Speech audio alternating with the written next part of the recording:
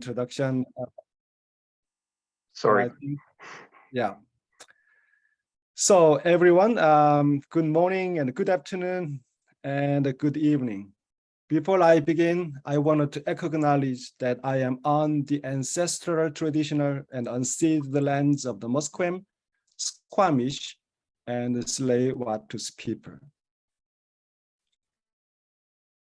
I'm pleased to be with you to discuss ecumenical diaconia. In this discussion, there are two key words, ecumenical and diaconia. I have a bit of knowledge of ecumenism through my studies. However, I don't have much knowledge of diaconia.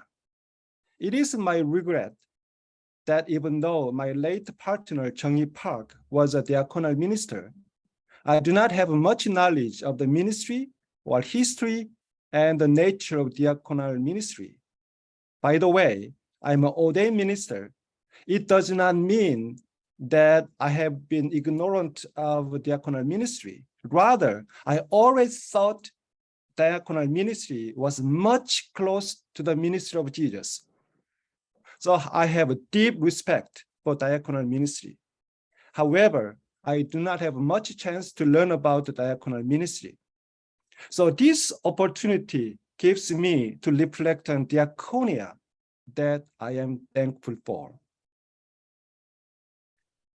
About 2 months ago, Ted Dodd approached me about whether I could share my experience with diaconia conversation during the World Council of Churches in this series of learning about the document called To Transformation and Ecumenical Diaconia, the book I'm holding, and probably you have the document in your hands.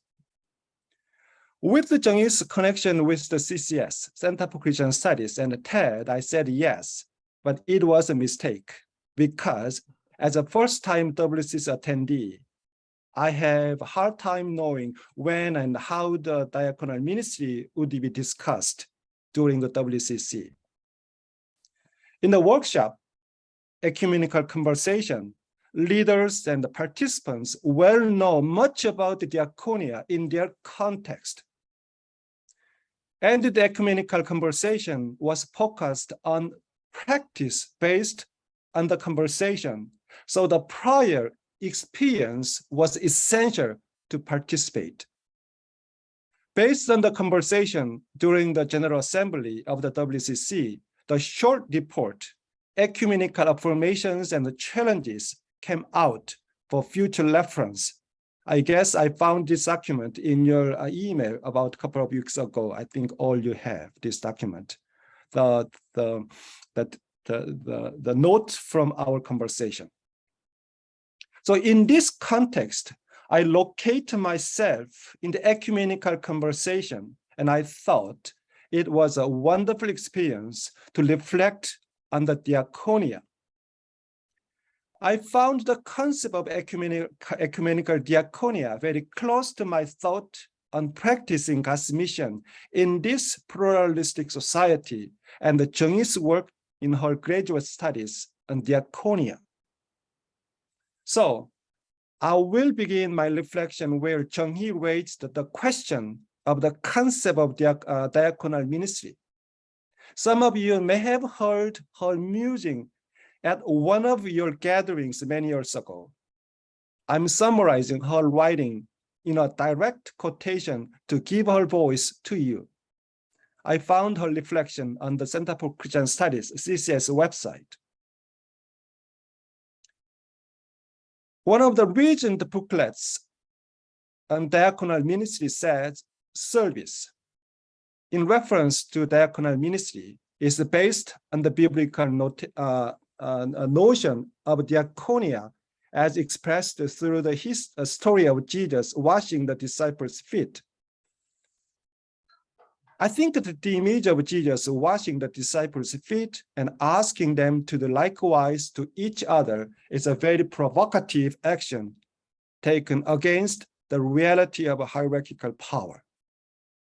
When I see his action is the moment of Jesus being liberated from his own power as a male Jewish teacher, I no longer think of it as a self-emptying power anymore, because this action does not change his social status.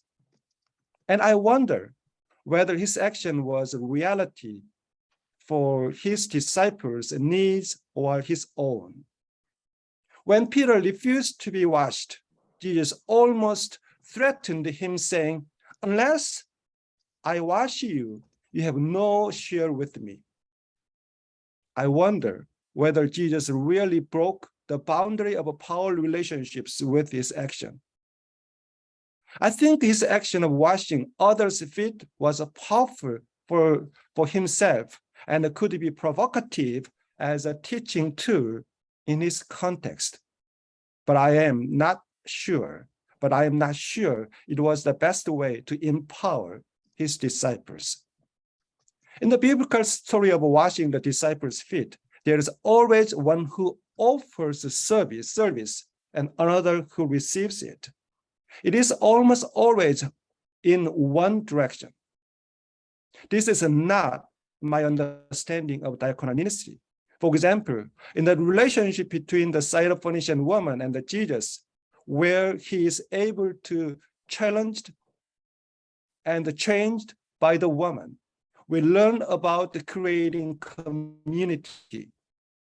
I believe diaconal ministry has been challenged, changed, and reshaped in the midst of working in a community where all participants are challenged and reshaped by the community. I prefer, in my recent journey to understand the diaconate, to use and hear ministry rather than service as we translate the Greek word diakonia and the words partnership and the friendship rather than servanthood. I don't think I am alone in this thinking. I hope this reflection opens opportunities for further discussion. End of quotation. It was her question when Chung-hee began her graduate studies on the theology of diaconia.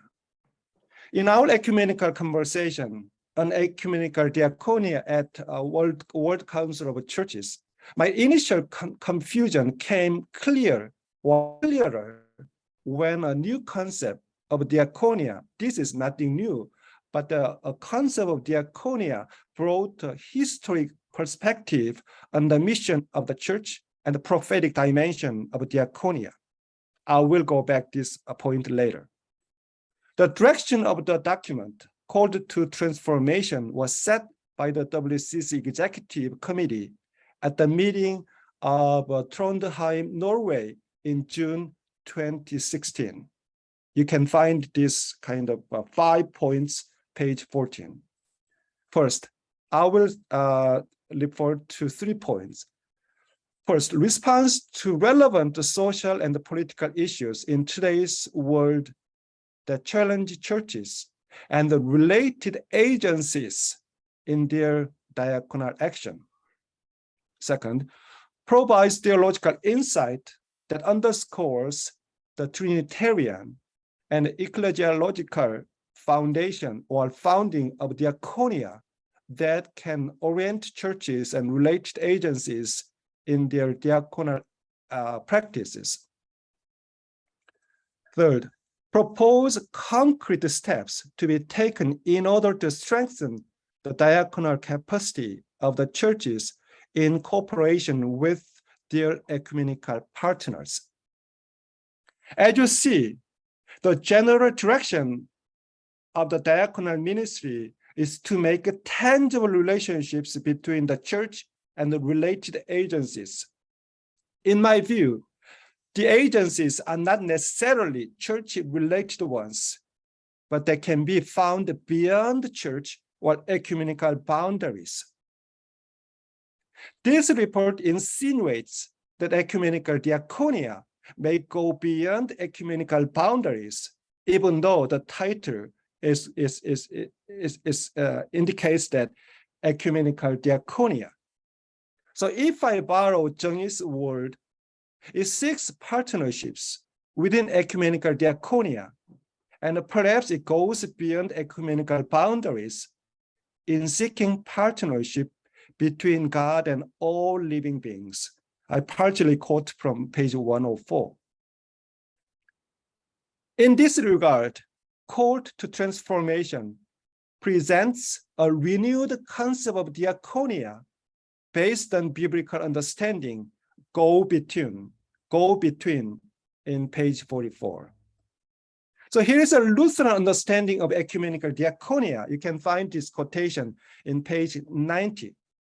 Quote, recent developments within diaconal societies emphasize that there has been a paradigm shift within the understanding of diakonia from humble service to diakonia as a bridge building and empowering ministry of the church's go-between service in the world. The most important elements of the document is that WCC wants to develop a common language in order to define diaconal mandate, its core values, and its vision to work with other agencies beyond its ecumenical boundaries.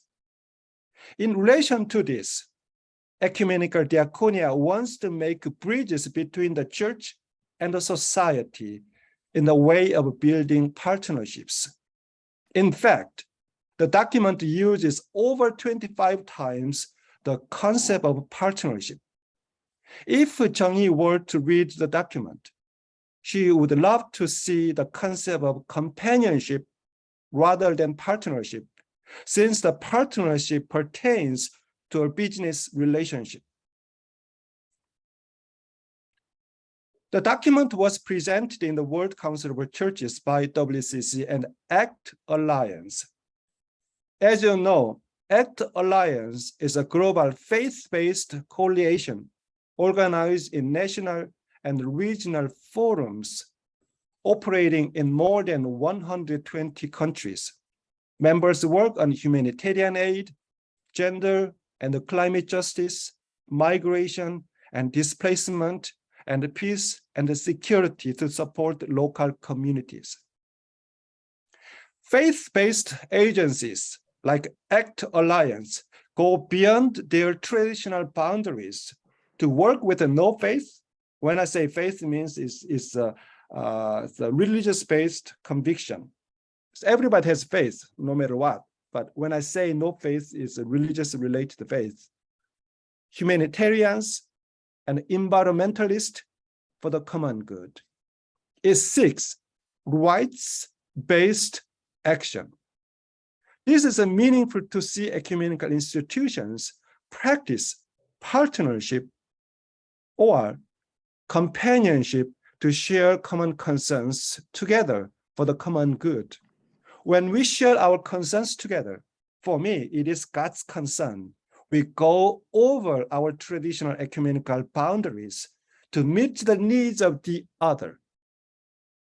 Ecological, social, economical concerns bring people together for a common task. During the ecumenical conversation, I learned we need to use bilingual. So I think I'm a bilingual in Korean and English. In this kind of not bilingual, when I say bilingual, it means as a faith-based community, we can speak, faith-related languages, churchish language. But when we go beyond our boundary, we need to speak the other language, secular language, to make connections.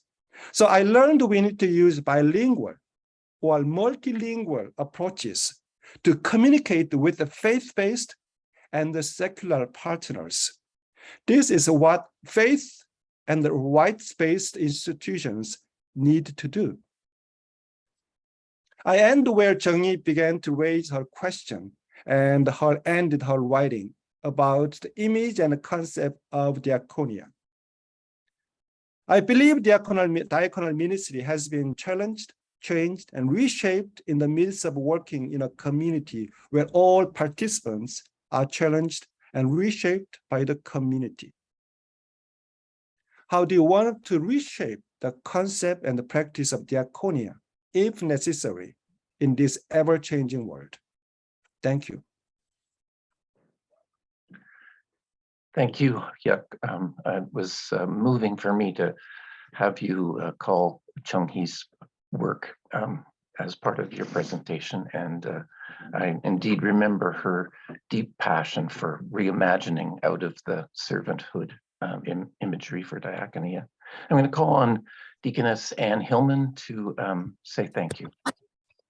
Yes, thank you so much, Reverend Dr. Cho, for your words and thoughts.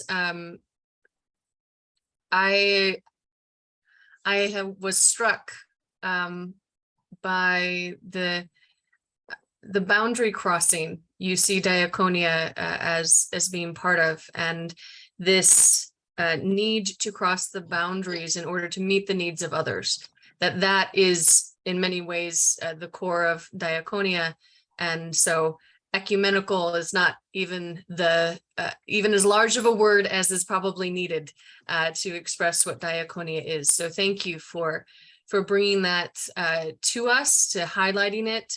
I think that's been something that has popped up over and over again in these conversations, but to highlight the way we make bridges and cross boundaries in order to meet needs, and this lovely juxtaposition of partnership versus companionship, and the power dynamics that are at play in any type of service that we might offer, and why that word may not be the perfect one for what we want to be doing, those of us who are engaged in diaconal ministries. So thank you again so much for your words, for the thought-provoking concepts that you have brought for us, and for your very pastoral, wonderful presence here, leading us into this conversation. It's wonderful to meet you via Zoom. So thank you again very much. Thanks so much for your kind words, and well summarized what I wanted to say, and I guess it's crossed over to you. And this is a wonderful experience to know, and the other knows what I wanted to say more than what I said. So thank you again. No, you did absolutely wonderfully, and it's great to hear from others who aren't necessarily directly part of our diaconal community what the understanding of diaconia is, and whether we agree with it or not, and whether we recognize ourselves. And for me personally, at least, I very much recognized myself in what you were saying. So thank you very much. Thank you, Anne, and I deeply concur. Thank you, Hyuk, for being with us today. There's been a request in the chat that we share the article that Chung-hee wrote, and I think it's on. I think there's a link to it. You said at the Center for Christian Studies, but there's also one on the Diakonia of the United Church of Canada website. So I can send that link to folks when I send out your recording, which I need to remember to turn off.